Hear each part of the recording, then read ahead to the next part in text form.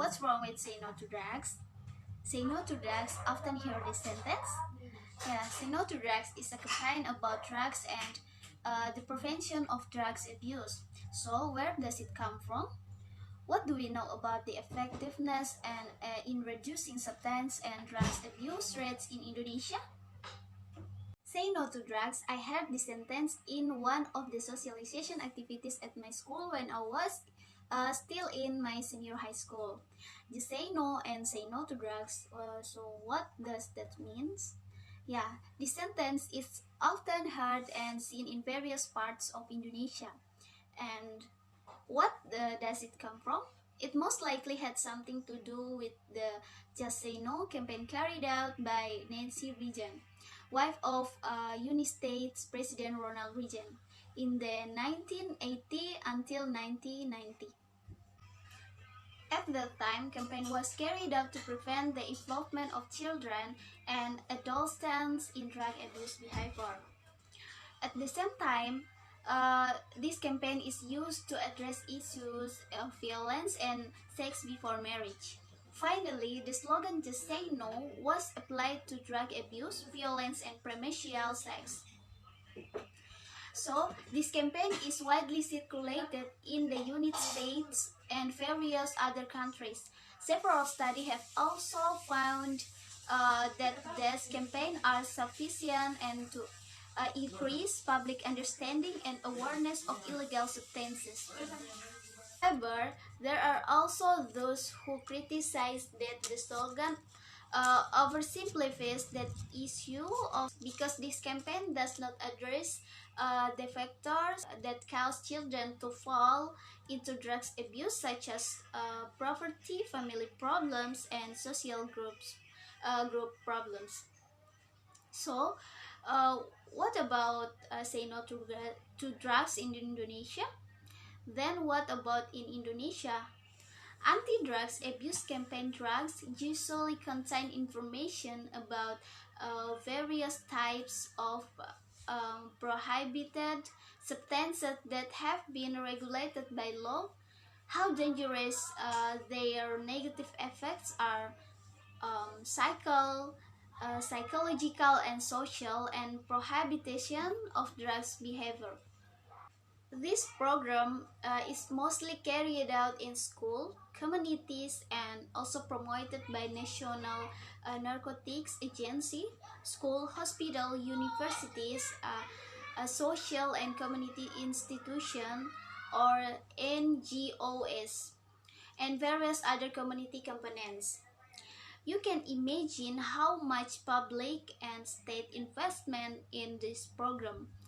Their hope is that after participating in the campaign, the children will be free from drugs. Drugs are photographed as for so every time they see her an invitation, the child is asked to say no. This informative, moralistic, and scary approach is considered the most feasible approach. There is little discussion in Indonesian society about harm reduction approaches to substance abusers. Harm reduction is done so that the negative consequences are not too large, for example, controlling needles for addicts. However, more people expressed disapproval because they were afraid of harm reduction approaches such as giving acknowledgement and approval of substance abuse. This informative, moralistic, and scary approach is considered the most feasible approach. There is little discussion in Indonesian society about harm reduction approaches to substance abusers. Harm reduction is done so that the negative consequences are not too large. For example, controlling needles for addicts. The anti-drug campaign must not develop a narrow, dichotomous attitude, which will actually have a boomerang effect. Because if in the end the campaign only makes people hate drugs abuse, an extreme attitude of staying away from drugs will actually make someone make someone not drugs are and their effects. How can we say no to something we don't really understand? Furthermore, this can lead to negative attitudes and stereotypes in dealing with people who have already been exposed to the negative effects of drugs. Of course, this thing can actually be an obstacle in efforts to tackle the drugs problem as a whole. So, has the effectiveness in the approach been evaluated? In fact, we don't know much about the success of this Say No to Drugs campaign approach. It is also possible that with such massive campaign, at least this slogan is also heard by parents and schools and is sufficient to increase public awareness about drugs. Furthermore, parents and school begin to openly discuss this issue. However, these, thing, uh, these things still need to be proven empirically.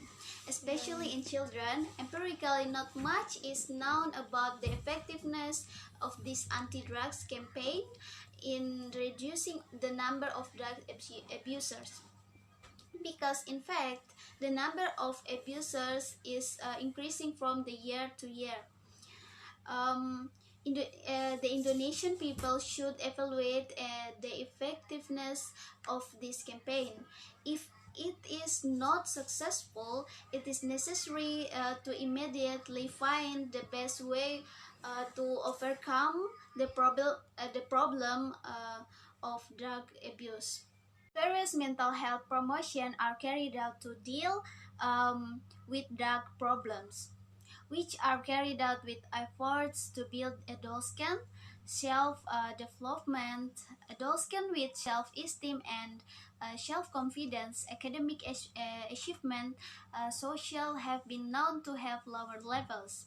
This means that refusing drugs needs to be done by building healthy teenager personally, by supporting adult can self-development both in academics, arts, and self-development, as well as building interpersonal relationship. It means that we also have protective strengths or factors that can prevent or inhibit adult can activities in self-harming behaviors.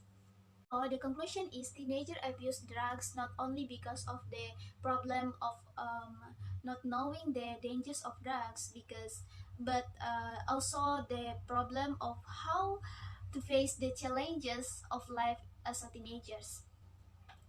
If we don't do say no to drugs, campaign is preventing drugs, we could do something meaningless, and any public investment in an anti-drug program could go to waste.